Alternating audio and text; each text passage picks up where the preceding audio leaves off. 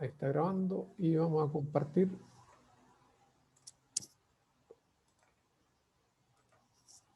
Vamos a compartir la presentación.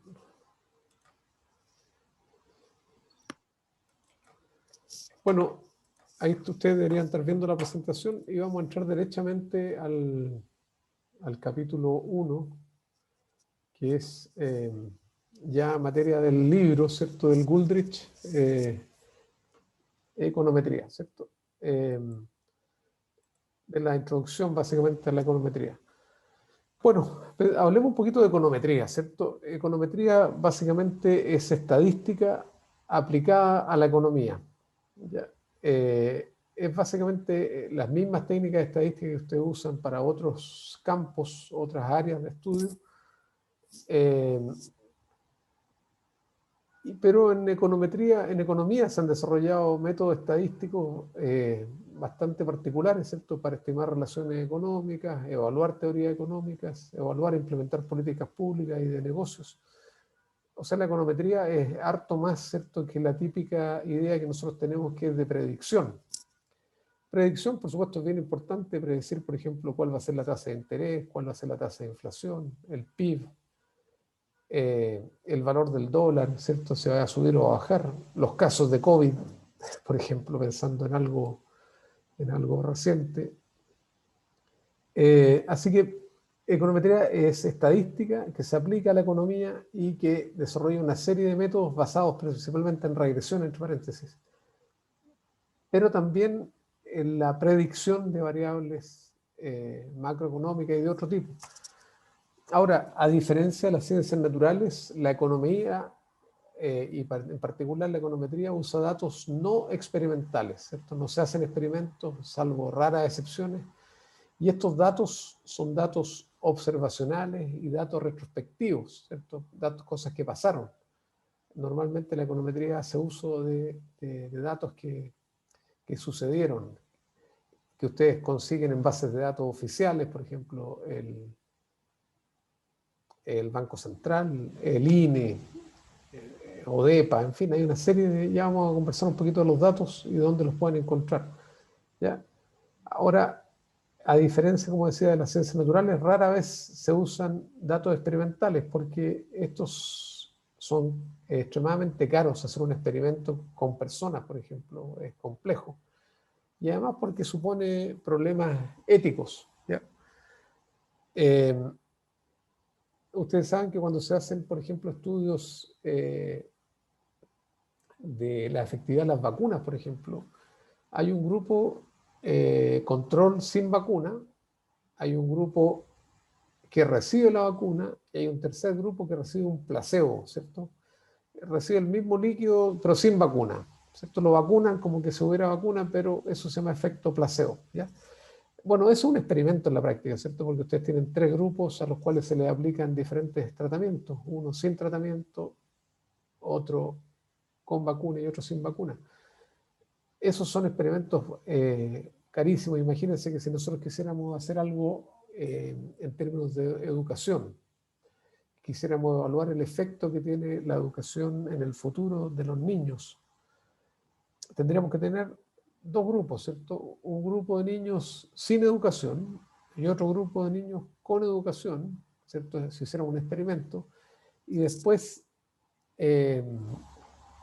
seguirlo en el tiempo posiblemente, claro, pero y corregir, por supuesto, darle lo mismo, los mismos medios, ¿cierto? Para, en un experimento, todos los demás factores están controlados. ¿Ya? Lo que nosotros llamamos ceteris paribus, ¿cierto? Todos los demás factores constantes, es decir, esos niños deberían estar sometidos a al mismo ambiente, con los mismos recursos y solamente quitarles la educación. ¿Se entiende? Y bueno, esos experimentos son carísimos y también traen problemas éticos, porque ¿cómo vamos a dejar un grupo, por ejemplo, de niños sin educación? ¿Cierto? No obstante, que la mayoría de los estudios en econometría no usan experimentación. Hay algunos experimentos que se hacen, ¿cierto? Pero son experimentos pequeños, experimentos pilotos. Por ejemplo, se puede experimentar en una comuna con el experimento, por ejemplo, de entregar computadores a un grupo de niños y a otros no, ¿cierto? Para ver cuál es el efecto que tiene en el rendimiento escolar. Nosotros podríamos hacer un experimento de ese tipo, digamos, de un poco tiempo y acotado, ¿cierto? Que no cause mayores problemas. De hecho, hay gente que hace experimentos en economía, pero son poquitos, y las razones que se dan son las que están acá. ¿Ya? Ahora, los métodos que se utilizan son como les decía, los mismos métodos de la estadística matemática, la que hemos estado conversando. Sin embargo, la principal herramienta es la regresión múltiple. ¿Ya? Ahora, el foco e interpretación puede ser distinto a lo que se usa en otras áreas, pero la herramienta es exactamente la misma, regresión. Y, por supuesto, a partir de esta regresión se han desarrollado nuevas técnicas para tratar algunas complejidades de los datos, también para evaluar predicciones de la teoría económica. Hay bastantes cosas que se han ido desarrollando alrededor de la regresión, pero la regresión simple y regresión múltiple en particular son la base de la econometría. Ahora, ¿cómo nosotros hacemos análisis económico usando herramientas econométricas? Bueno, primero, acuérdense, necesitamos datos. Necesitamos datos para probar una teoría o establecer una relación. ¿Ya? Así que supongamos que ya tenemos, la clave, digamos, son los datos, pero ¿cuáles son los pasos a seguir? Primero, tenemos que formular la pregunta de interés. ¿Qué es lo que estamos buscando? ¿Probar una teoría o evaluar, por ejemplo, el efecto de una política pública? Una política pública podría ser subsidio al empleo, ¿cierto? Y ver, después de comparar, ¿cierto?, las cifras antes del subsidio en términos de empleo con las cifras post subsidio y ver si efectivamente hubo un efecto, ¿ya?, de la política pública, en este caso subsidio al empleo. Podríamos también probar, por ejemplo, la siguiente idea que está en su programa, en la parte del trabajo final, ¿cierto? La idea podría ser que nosotros quisiéramos probar si personas más altas perciben un mayor salario que personas más bajas. Perfectamente podríamos probar eso, si es que hay discriminación por estatura, o personas caucásicas o digamos de origen caucásico, más bien rubios, ¿cierto?, perciben mejores salarios que los morenos o los de origen más latino, ¿cierto? ¿Se fija? Entonces son varias cosas que nosotros podemos probar y eso es lo importante, formular la pregunta de interés. Después formulamos un modelo económico teórico que se llama modelo económico, ¿ya?, que es un modelo que a veces es totalmente intuitivo. Obtenemos datos para llenar ese modelo y aquí nos vamos a dar cuenta que nos van a faltar datos de repente, ¿cierto? Faltan datos y por lo tanto vamos a establecer lo que llamamos un modelo econométrico o modelo factible. Este es el teórico y este es el factible. Ya establecemos, por supuesto, la hipótesis de interés, por ejemplo, desde el punto de vista econométrico podría ser que un beta de la regresión sea distinto de cero, etc. Validamos el modelo. Cuando hablamos de validación hay una serie de cosas que hay que evaluar, por ejemplo, si hay colinealidad, si hay heterocedasticidad, si hay una observación influyente, todo eso lo vamos a aprender, ¿cierto? Y después, una vez que estamos con nuestro modelo final, evaluamos los resultados y establecemos las conclusiones. ¿Está claro? Pero si ustedes se fijan, la base aquí es primero una idea o algo que ustedes quieren evaluar y después establecer un modelo que es teórico, buscar datos, ya sea en las bases de datos o derechamente a través de una encuesta, ya a través de un estudio que ustedes pueden levantar. Y después establecemos el modelo econométrico y ahí, por supuesto, podemos probar si nuestra hipótesis de trabajo era verdadera o era falsa. ¿Ya? ¿Está claro? Ahora, hay varios hay varias ideas, ¿cierto?, detrás de los modelos. Por ejemplo, la maximización de bienestar sujeto a restricciones, la maximización de utilidades, las curvas de demanda, por ejemplo. Si yo quisiera, por ejemplo, establecer una curva de demanda y quisiera ver el efecto del precio, por ejemplo, sobre la demanda, nosotros tenemos que hacer un modelo que considere varias cosas. El precio de los bienes, el precio de los sustitutos y complementos, ingresos del consumidor, otras características que afectan al gusto del cliente. O sea, hay muchos factores que afectan la demanda, ¿ya? Entonces, bueno, esa es la parte teórica que nosotros tenemos que ver para cada modelo. Bueno, y aquí tenemos, por ejemplo, un modelo económico bastante loco tal vez, ¿cierto? Pero que es bastante actual, que tiene que ver, esto es un modelo donde se trata de maximizar utilidades bajo actividades que compiten, ¿ya? En este caso, la Y son las horas gastadas en crimen, en actividades criminales, ¿ya? Y las X, en este caso, son las variables que afectarían, ¿cierto?, la hora gastada en actividades criminales. Por ejemplo, X1 sería el salario que uno salario entre comillas, ¿cierto?, que uno podría ganar por hora gastada en actividades criminales. Entonces yo les pregunto, si esto lo dejamos constante, de X2 hasta X7 lo dejamos constante, ¿cuál sería el signo de X1 sobre Y? ¿El efecto sería positivo o negativo? Y es hora gastada en actividades criminales y el X1 es el salario que nosotros podríamos ganar por hora gastada en actividad criminal. Sería positivo, ¿no? Positivo, efectivamente, ¿cierto? Dejando todos los demás factores constantes, mientras más ganancia obtengamos, ¿cierto?, por hora gastada, posiblemente más horas voy a gastar, ¿cierto? Pero eso es ceteris paribus, ¿cierto? Todos los demás constantes. Ahora, el X2 sería el salario por hora en empleo legal, ¿cierto? Mucha gente discute que cuando suban los salarios va a haber menos delincuencia en la práctica, ¿cierto? Entonces, ¿cuál sería el efecto de X2? A mayor X2, ¿cómo sería Y? Más chica. Más chica, claro, en teoría, ¿cierto? Eso sería, en teoría, estamos hablando todo es teoría, ¿cierto? Después, otros ingresos, aparte de crimen y empleo, sería X3. Por supuesto, si la gente tuviera otros ingresos, tal vez delinque menos, pero esto es interesante ya. La probabilidad de ser atrapado, ¿cierto? Si X4 aumenta, ¿qué pasaría con Y?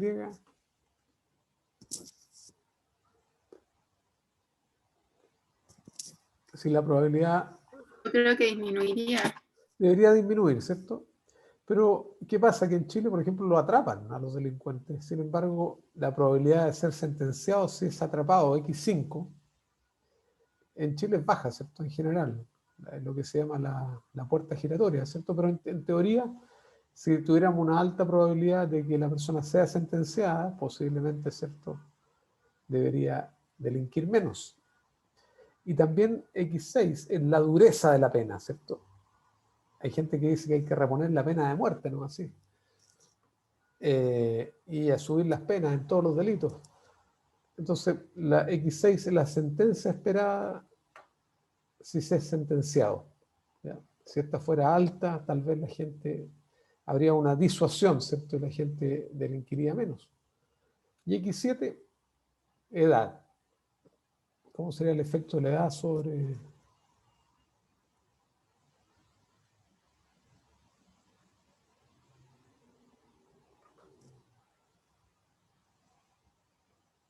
positivo o negativo?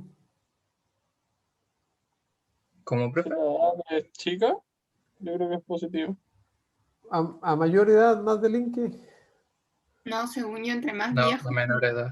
Debería ser al revés, tal vez, ¿cierto? Efectivamente, pero se dan cuenta que este es un modelo teórico de algunos factores que podrían afectar la actividad criminal, ¿ya?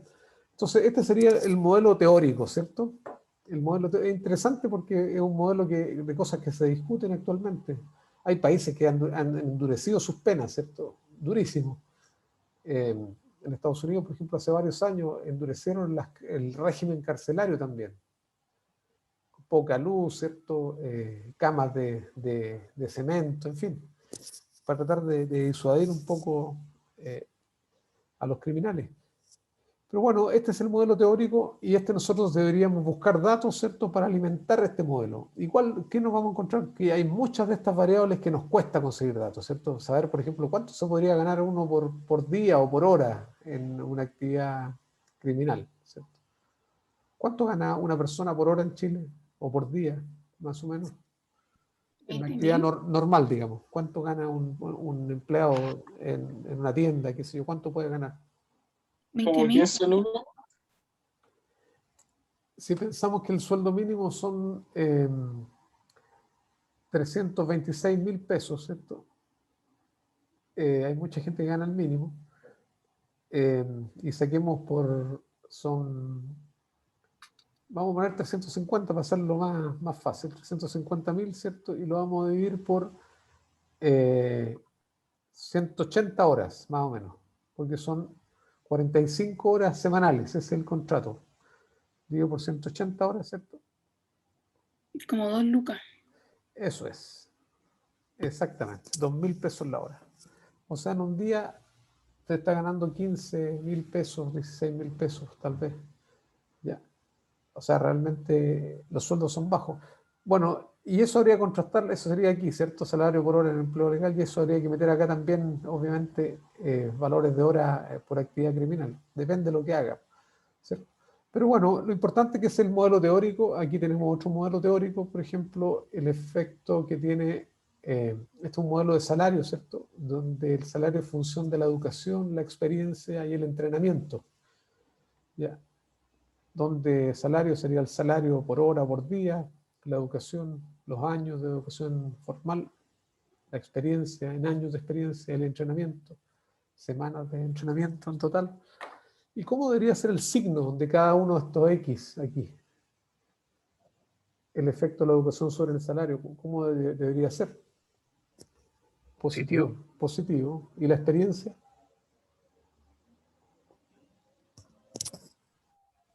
Positivo también, ¿no? Positivo también, ¿cierto? Y el entrenamiento también debería ser positivo, pero lo más probable es que en Chile este sea cero. Ya, porque en Chile en general los modelos de salario están asociados a estas dos cosas, principalmente a experiencia, ¿cierto? La gente va adquiriendo, mientras más antiguo, va subiendo su salario, ¿cierto? Pero por ejemplo hay gente que se entrena mucho dentro de las empresas, que tiene cursos y eso en general poco cuenta, ¿cierto? Es más bien por temas personales. Pero eso debería ir cambiando, ¿cierto? Y el entrenamiento también debería tener un efecto positivo. Pero eso, como decía, son modelos teóricos. Ahora, del teórico llegamos al econométrico, ¿cierto? Para establecer el modelo econométrico tenemos que conocer la forma del modelo teórico o el económico que llamamos, ¿ya? Y habíamos dicho que hay variables que dentro del modelo económico que son difíciles de cuantificar. Entonces, bueno, nosotros vamos a llegar a un modelo econométrico con las variables que son factibles y cualquier ambigüedad que pudiéramos haber tenido en el modelo económico se van a resolver a través de la formulación de un modelo econométrico. Y ahí tenemos, por ejemplo, el modelo econométrico del crimen. Ya se fija, ya aparece con betas aquí. Crimen en función de salario gastado en actividades criminales y así. Ah, perdón, este es el salario 1, 2, 3, 4, 5, 6. Ya. No sé si se fijan que aquí hay el beta del salario en actividades criminales no está. No sé si se fijan acá. No está, ¿cierto? ¿Y por qué no está? Porque posiblemente esa variable es muy difícil de cuantificar. No es así. Saber cuánto se puede ganar una persona en un día. Entonces podríamos nosotros eliminarla tal vez del modelo, a pesar de que nosotros sabemos que al eliminarla, todo eso va a ir a dar al error. ¿Ya? Pero este sería el modelo factible, con las variables que sí podemos conseguir información. ¿Ya? La única que nos faltó acá es el salario en actividades criminales, pero nosotros estamos apostando que con el resto de las variables vamos a poder modelar, ¿cierto?, el crimen, ¿ya? Y por supuesto, todo lo que no se explica por estas variables va a ir aquí a este término que es bien importante, que es el término de error. Bueno, entre paréntesis, este modelo, cuando ustedes lo vean así, con los betas nomás, este modelo se llama el modelo de la población, ¿ya? Estos son, por lo tanto, los betas son parámetros, ¿ya?, que se estiman a través de una muestra. ¿Está claro? Pero nosotros siempre estamos buscando estimar el modelo de la población. Estamos estimando los parámetros, los betas de la población. ¿Ya? Bueno, aquí tendríamos ya el modelo econométrico del modelo de salario, ¿se fijan? Salario funciona en función de educación, experiencia y entrenamiento, ¿se fijan? Y ahí con sus betas respectivos. Y claro, nosotros podemos mirar el signo, después tratar de adivinar cuál va a ser el signo del beta, ¿cierto? ¿Cuál sería el signo? Ya hemos dicho, el beta 1. Dijimos que era positivo, ¿cierto? Dejando los demás constantes. A mayor educación, mayor salario, por lo tanto este debería ser positivo, lo mismo que este y este posiblemente también, ¿ya? Acuérdense del término de error, siempre que ustedes plantean un modelo, ya sea el económico, y en particular más bien el econométrico tiene que ir con el término de error, ¿ya? Hay gente que usa epsilon aquí como término de error, también se puede usar, ¿ya? Bueno, entonces hablemos un poquito del modelo econométrico. La elección de las variables dentro del modelo econométrico está dada por la teoría económica, por supuesto, pero más importante por la disponibilidad de datos, ¿cierto? De repente no hay datos que son imposibles de conseguir. Y el término del error, ¿cierto?, que aparece ahí como mu, contiene factores no observados. Por ejemplo, si nos vamos al modelo de crimen, no pudimos observar sueldo por actividad criminal, ¿cierto? El background familiar posiblemente también es difícil. Entre paréntesis, porque ustedes han visto que en el crimen no solamente hay gente pobre, la gente pobre es la que queda atrapada normalmente, pero hay mucha gente en Chile que metía en temas de droga, ¿cierto? Y que por sus redes no, ¿cierto?, no necesariamente son capturados. De hecho, a veces uno no se explica, por ejemplo, cómo en un país como Chile se vendan casas de $1 millón de dólares, $2 millones de dólares, 3 millones, hasta 6 millones de dólares, así, y la gente las compra. Yo sacaba la cuenta de con mi sueldo de profesor, sería imposible comprar una casa de $1 millón de dólares, ¿cierto? Tendría que, no sé, 50 años tal vez para pagarla, ¿cierto? Entonces, claro, hay bastante crimen. Pero bueno, el background familiar es algo que posiblemente no está en el modelo, ¿cierto? Y todo eso va a ir a dar acá. Todo lo no explicado, ¿cierto? Obviamente, si nosotros tenemos muchas variables que nos faltan, el error va a ser muy alto, ¿cierto? Una cosa importante, además de los factores que no pudimos observar, la forma de medir las variables o los errores en la estimación, la medición de algunas variables es importante, ¿cierto? O sea, si de alguna manera la exactitud en la medición, ¿ya? Supongamos que yo estoy midiendo el entrenamiento, ¿cierto? Y el entrenamiento, en la forma que yo lo medí, no es exacto. Por ejemplo, a lo mejor yo consideré semestres, ¿ya?, de entrenamiento u horas de entrenamiento, ¿se fijan? Bueno, a lo mejor con esa forma de medirlo, yo tengo algún error en la medición propiamente tal, ¿ya? Bueno, ese error en la medición también va a ir ahí. O por ejemplo, si yo mido, es como medir temperatura, ¿cierto?, con un termómetro chino. No sé si se han tomado la temperatura estos días bueno, estos últimos años todos tenemos un termómetro de estos automáticos, ¿cierto? Ya sea de estos de axila o de estos que son infrarrojos para tomar en la frente, qué sé yo. Pero no sé si se han dado cuenta que algunos miden temperaturas que serían dignas de una culebra, ¿cierto? 34 grados, estaríamos muertos posiblemente con esa temperatura tan baja. Entonces, claro, hay un error de medición, se fija, y ese error también va a ir a dar aquí a ese término. Este es el error, el término de error debe estar en los modelos de la población y en el modelo de la muestra también. Y tal vez el manejo del error es el componente más importante del análisis econométrico. O sea, nosotros vamos a trabajar mucho con el error, ¿cierto? Vamos a hablar, por ejemplo, de que el error tiene que tener igual varianza, debe ser homocedástico, que tiene que ser no correlacionado con la X. En fin, vamos a hablar un montón de cosas respecto al error, ¿ya? Bueno, finalmente, entonces yo tengo el modelo econométrico, que es el de la población, ¿se fijan? Ya lo tengo aquí ya en forma matemática. Y aquí yo puedo distinguir entre el modelo de la población y el modelo de la muestra, ¿cierto? Estos betas que no tienen sombrero, aquí arriba, son parámetros, y los que tienen sombrero serían...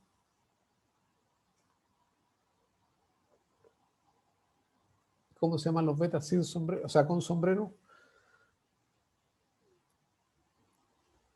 Se llaman estadísticos. ¿Se acuerdan que lo vimos al principio? Los estadísticos estiman a los parámetros. Ya.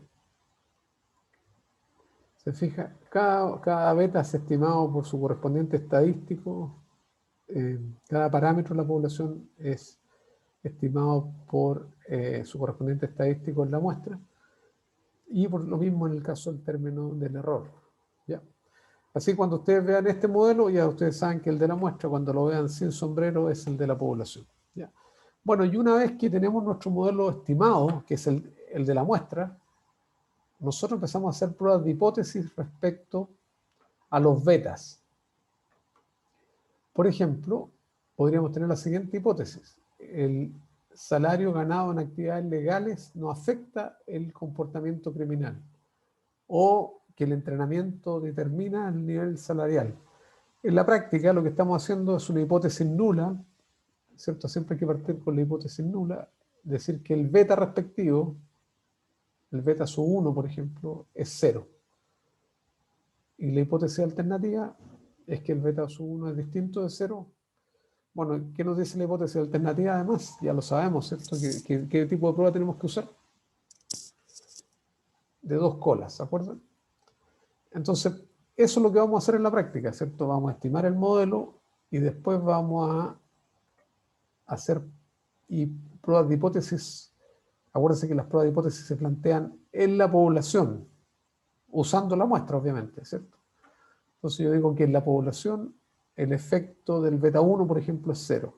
Que no, en el fondo, que no hay efecto, por ejemplo, si nos vamos a nuestro modelo, no hay efecto del salario en actividades legales sobre la actividad criminal, ¿cierto? Y posiblemente así va a ser, ¿cierto? Pero hay que probarlo. O en este modelo que no hay efecto del entrenamiento sobre el salario, que beta 3 es 0. ¿Se fijan? ¿Está claro? Bueno, no sé si hay consultas. Entonces, esto es lo que vamos a hacer en la práctica, ¿cierto? Durante el curso vamos a establecer un modelo económico o teórico, ¿cierto? Después vamos a establecer un modelo econométrico, que es el modelo factible, y vamos a estimar ese modelo econométrico con datos, ¿cierto? Y ahí vamos a tener el modelo de la muestra en la práctica, ¿cierto? Que es este. Y a partir de este modelo de la muestra vamos a sacar conclusiones acerca de la población. ¿Ya? Eso es. Ahora, para hacer cualquiera de estas cosas necesitamos datos, ¿no es así? Y es importante que conozcamos los tipos de datos que se usan en econometría. Los datos más comunes que se utilizan son aquellos que se llaman de corte o sección transversal, que en inglés sería cross-sectional data. ¿Ya? Bueno, entre paréntesis aquí una cosa respecto del inglés, ¿cierto? Data es plural. ¿Ya? Por lo tanto, si ustedes dicen data, ustedes tienen que decir data are, no data is, ¿cierto? Bueno, es un error bastante frecuente confundir los plurales. Ya. Por ejemplo, cuando uno dice software, no debería decir softwares con S para el plural, ¿cierto? ¿Cómo debería decir? De hecho, en inglés no existe softwares. ¿Cómo sería? Se dice pieces, como piezas, pieces of software, ¿cierto? Pero bueno, esos son errores que uno comete cuando escribe en inglés, ¿cierto? Pero este es bien frecuente, es decir, como que data es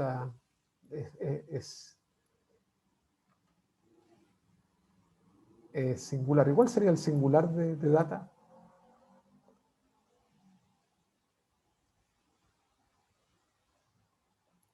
Bueno, se los dejo como tarea. Es fácil, pero se los dejo como tarea, sin nota, por supuesto, para los que quieran investigar. Bueno, veamos los datos de corte transversal. Estas son muestras, una muestra de individuos, hogares, empresas, regiones, países, etcétera, recolectados en un tiempo dado, ¿ya? O sea, por ejemplo, si yo hoy día quiero estudiar la población de estudiantes del paralelo 100 del curso de econometría, esa es mi población, y yo extraigo una muestra hoy y les pregunto la edad, ¿cierto? Bueno, esa es la muestra de hoy, ¿cierto? Ustedes mañana van a tener una edad distinta posiblemente, muchos van a estar de cumpleaños, va a cambiar el promedio de edad, ¿no es así? Pero hoy es una fotografía instantánea de la población, ¿cierto? Ese es un dato, esos datos de corte transversal. Ahora, a veces el estudio no se realiza exactamente en el mismo periodo de tiempo. Por ejemplo, yo me puedo demorar de repente en hacer una encuesta, ¿cierto? Me puedo demorar un par de días, pero se considera, si hay diferencias menores, se considera que están hechas todas al mismo tiempo. Otra cosa, se asume que los datos fueron obtenidos por muestreo aleatorio desde la población subyacente. Dijimos también cuando vimos al principio el muestreo que en general es raro que hagamos muestreo aleatorio. Aquí hay un supuesto nomás, ¿cierto? ¿Y cómo debería hacerse? Se establece la población blanco de estudio, por ejemplo, los alumnos del curso de econometría, o en este caso, trabajadores asalariados de una región, y se obtienen los individuos que van a ser encuestados al azar. En este caso yo podría hacer un sorteo en el caso del curso, ¿cierto? Son 40 y tantos alumnos, ¿cierto? Hago un sorteo y saco una muestra de tamaño N, ¿ya? En teoría debería sortearse, ¿ya? Ahora, muchas veces el muestreo aleatorio, no a veces, sino que muchas veces el muestreo aleatorio no es un supuesto apropiado para este tipo de datos, pensando que incluso que logremos hacer un muestreo, o sea, un sorteo me refiero, por ejemplo, si yo estoy estudiando los factores que determinan la riqueza, me voy a encontrar con el siguiente problema. Supongamos que yo sorteé un hogar en una zona de alto, de mayor ingreso, por ejemplo, en Santiago, ¿ya? Me voy a encontrar con un problema que en general las personas más ricas están menos dispuestas a entregar información sobre su patrimonio que personas más pobres, ¿ya? Entonces me voy a quedar con pocas muestras de ese segmento, ¿me explico? Correspondía por sorteo, por ejemplo, muestrear a una persona del segmento alto, pero tal vez esta persona no va a querer, va a estar mucho más reticente, ¿cierto?, a entregar información y por lo tanto me voy a quedar con una muestra sesgada, ¿cierto? Ahora, hay otro problema que en general, y esto lo vamos a ver, a veces no se cumple la independencia de las muestras. Algo vimos cuando vimos muestreo, ¿cierto? Existe lo que se llama dependencia espacial, ¿ya? Unidades geográficas más cercanas se parecen más que unidades geográficas más lejanas, ¿cierto? Dos casas ubicadas en Santa María de Manquehue se parecen más que una casa ubicada en Santa María de Manquehue y otra en Paine o en Buin, ¿cierto? La gente tiende a agruparse, ¿cierto?, por ciertas características. Entonces esas muestras no van a ser independientes. Ahora, ¿dónde se usan los datos de corte transversal? Por supuesto, en economía y otras ciencias sociales, en microeconomía aplicada, en economía del trabajo, finanzas públicas, organización industrial, economía urbana, demografía, economía de la salud. Y acuérdense que estos son datos sobre hogares, firmas, ciudades, etcétera, en un punto dado del tiempo, y son importantes para probar hipótesis microeconómicas y evaluar política económica. Esto es bien importante. Ahí tenemos un típico set de datos de corte transversal. Está en inglés, pero no se preocupen, da lo mismo. Dice un set de datos de corte transversal sobre el salario y otras características individuales, ¿cierto? Y aquí, si ustedes se fijan, se estudiaron 526 individuos a los cuales se les preguntó su salario, su educación, los años de experiencia, y nosotros aquí se les preguntó también si eran casados o casados u otro estado. Si es casado es 1, si tiene otro estado marital, ¿cierto? Sería 0, y aquí mujer 1, ¿cierto? Y hombre serían 0, ¿cierto? Estas se llaman variables binarias y estas se usan, después las vamos a ver, se usan para ingresar información del tipo cualitativo al modelo. ¿Ya? Este es un típico set de datos de corte transversal, ¿cierto? Son individuos, personas en la práctica, ¿cierto? Aquí tenemos otro que son un set de datos de corte transversal, ¿cierto? También en tasas de crecimiento y otras características por países, ¿cierto? O sea, aquí los individuos son países, ¿se fijan? Aquí hay 61 países, si ustedes lo ven, está cortado ahí, pero son 61 ordenados alfabéticamente. Y aquí está el ingreso per cápita y hay otras cosas más. Ya, no recuerdo bien las demás variables, pero lo que importa es que es un set de datos porque está hecho para un año determinado, ¿cierto? Por ejemplo, yo podría comparar varios países hoy día en términos de la incidencia y la mortalidad, por ejemplo, del COVID, ¿cierto? Una fotografía instantánea, por ejemplo, hoy día, cómo están los diferentes países en términos de COVID. Sería un set de datos de corte transversal si yo lo hago en una fecha. Después vamos a ver que si yo lo hago en muchas fechas, ya podría tener una serie de tiempos, ¿cierto? En este caso sería corte transversal, ¿ya? Y el set de datos que ustedes han estado trabajando, que es el set de datos de alumnos del campus, ese es claramente un set de datos de corte transversal, ¿cierto? Se les preguntó a los alumnos su peso, su estatura, su edad, se clasificaron los alumnos por género, pero se les preguntó en un momento dado, ¿ya? ¿Está claro? Así que esos son los sets de datos de corte transversal. ¿Preguntas sobre esto? ¿No? No, profe. Bueno, vamos al siguiente set de datos. Los tipos de datos son las series de tiempo. Estas son muy importantes en econometría.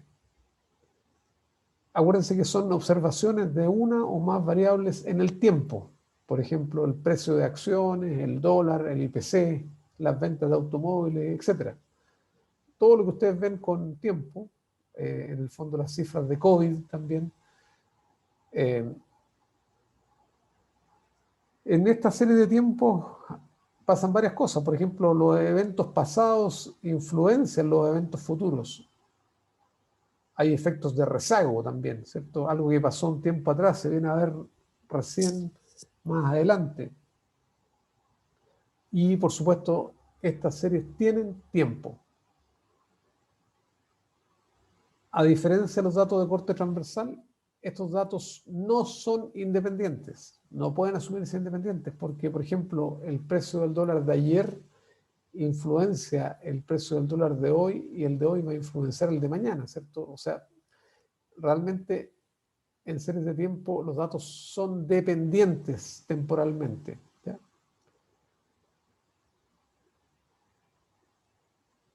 Ahora, nosotros usamos esa dependencia para predicción, o sea, mientras más estructura tenga la serie, ya lo vamos a ver, vamos a tener mejores predicciones, ¿ya? La frecuencia de recolección es variable, pero las más comunes son, por ejemplo, series de tiempo diarias, semanales, mensuales, trimestrales, anuales. Por ejemplo, diarias, ¿cierto? ¿Qué tenemos diario? ¿De qué series que ustedes conocen? Valor del dólar, ¿cierto? El IPC. El IPC en realidad es mensual, ¿no es así? Mensual. Bueno, de alguna forma lo tenemos diario a través de la UEF, ¿cierto? Anual sería PIB, por ejemplo, el per cápita. ¿Ya? En fin. ¿Ya? Y ahí, en esta tabla, tenemos series de tiempo para un país determinado, que es Puerto Rico, aquí, ¿cierto? Hay salario mínimo, la tasa de desempleo y otros datos económicos, ¿cierto? Para Puerto Rico, y ustedes ven que esta es una serie de tiempo que parte del año 50 y termina el año 87, son 38 años.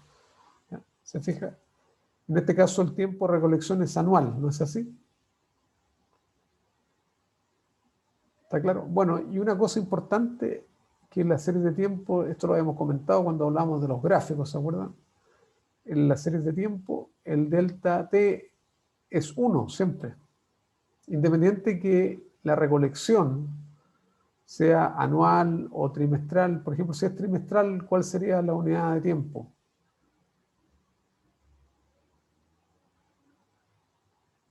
Trimestre, ¿no es cierto? Si es diario, sería diario. Si es semanal, sería semana. Pero el delta T siempre es 1, ¿cierto? Una semana, un trimestre, un día, un año. ¿Se entiende? Por tanto, la serie de tiempo se pueden graficar sin duda a través de un gráfico de línea. No necesitamos hacer un gráfico de dispersión. ¿Ya? Bueno, esa sería una serie de tiempo. Y aquí tenemos, por ejemplo, dos series de tiempo en los mismos tiempos, en realidad, donde está el tiempo aquí, en días en este caso, y aquí el valor del euro y el dólar, cómo varían el euro y el dólar. ¿Ya? Ahora, si yo tomo una de estas series, por ejemplo, tomo aquí el euro o el dólar, lo que quieran, y le hago lo que se llama correlograma. ¿Y ese correlograma qué es? Es correlacionar la serie consigo misma. Esto se llama autocorrelación. ¿Ya? Autocorrelación. Entonces, esto se llama autocorrelación. Pero ustedes me dirán, si yo correlaciono la variable, en este caso dólar con dólar, dólar, por ejemplo, versus dólar, esto es versus dólar,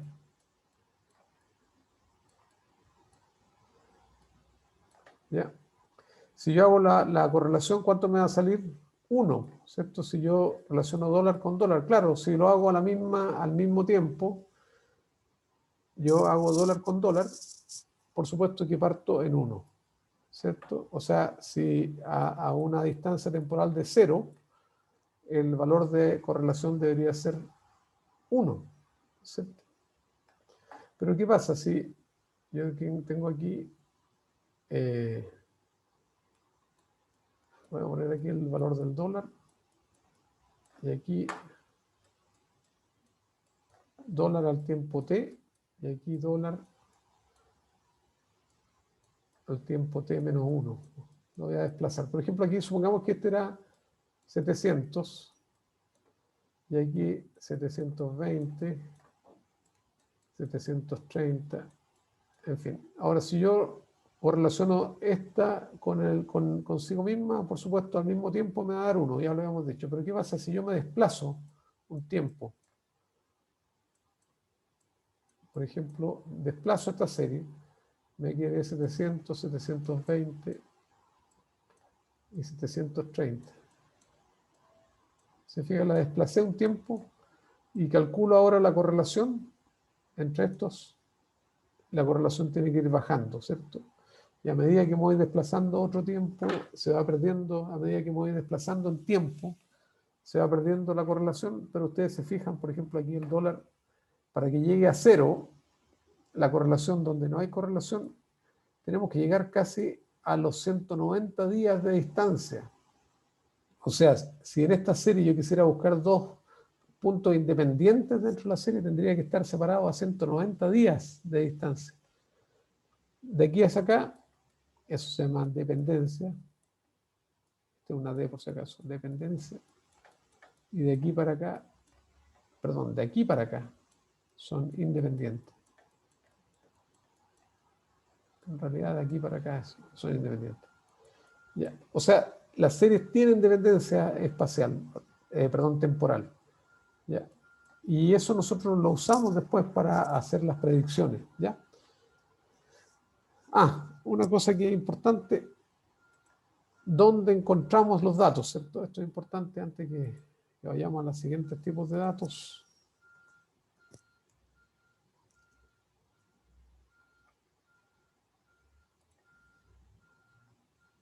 Deje compartirle acá, esto es importante.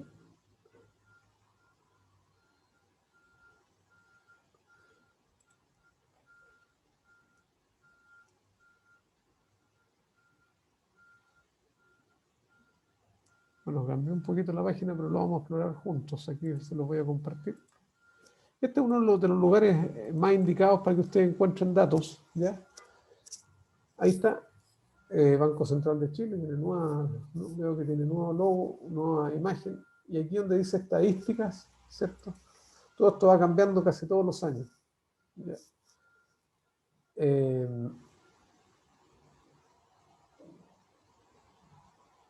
Por ejemplo, estadísticas cambiarias, ¿cierto? Del tipo de cambio.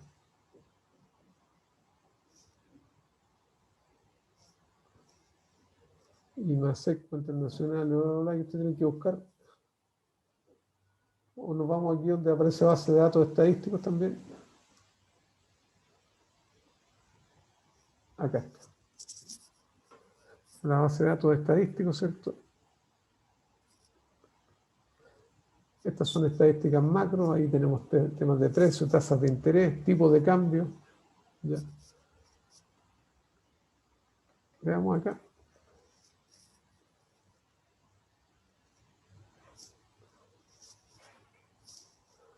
Bueno, acá está, por ejemplo, ustedes ponen la fecha de inicio, la fecha de término, ¿cierto? La frecuencia,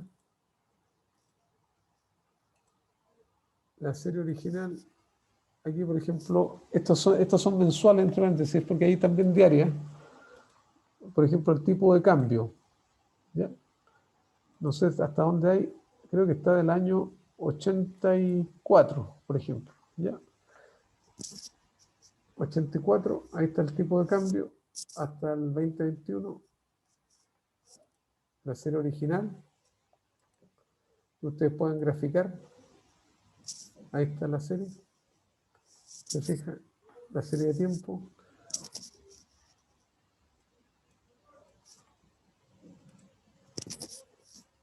Y bueno, ahí están los valores en cada. Esta es la típica serie de tiempo, ¿cierto?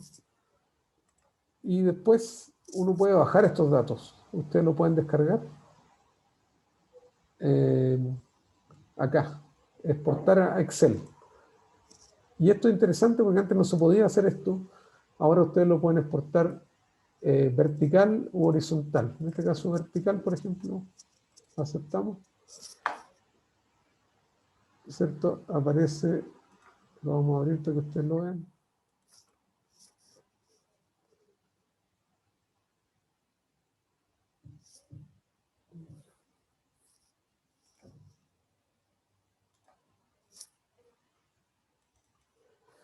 Ahí está, se fija, pero este es mensual. Hay también diario, ¿eh? Hay dólar diario.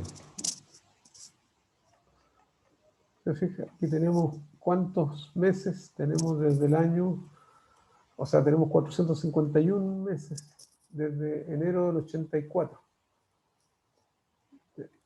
Mira lo que valía el dólar Esto fue después que el dólar estaba a 39. Bueno, aquí en este periodo, antes previo a este periodo, hay gente que se hizo multimillonaria y hay gente que quebró porque el gobierno de Pinochet había fijado el dólar a 39 pesos. Estuvo fijo, ¿cierto? Y la idea era tener un dólar bajo para supuestamente hacer más competitivas las empresas chilenas. ¿Y qué pasó? Empezaron a quebrar las empresas porque era más barato traer cosas chinas, cosas de otros países, ¿cierto? Nos llenamos de televisores, autos, en fin, muy barato. La gente se endeudó en dólares. Fue previo a este periodo en todo caso. Y la deuda había crecido enormemente. Como les digo, el desempleo estaba a niveles tremendos y Pinochet aparece en la televisión y dice que no se preocupen, que el dólar no va a subir. Al otro día había subido a 70 y tantos pesos. Entonces, la gente que supo esto, compró aquí, ¿cierto? Y se hizo millonaria en un día. Poca gente, por supuesto. Y en cambio los que estaban endeudados en dólares quebraron, hubo mucha quiebra, ¿cierto? Los bancos quebraron. Desastre. Pero aquí también surgieron muchos millonarios, ¿cierto? De esta especulación, producto, teniendo la información obviamente de primera fuente. Bueno, jóvenes, lo vamos a dejar hasta por ahí. Ustedes, mientras tanto, exploren sus bases de datos del Banco Central. Y nos estamos viendo el día miércoles. Acuérdense que tenemos la prueba. Va a ser una prueba similar a la anterior, como les decía. Y cualquier cosa, estamos conectados. Que les vaya bien, jóvenes. Chao, profe, que esté bien. Chao, igual, chao, chao.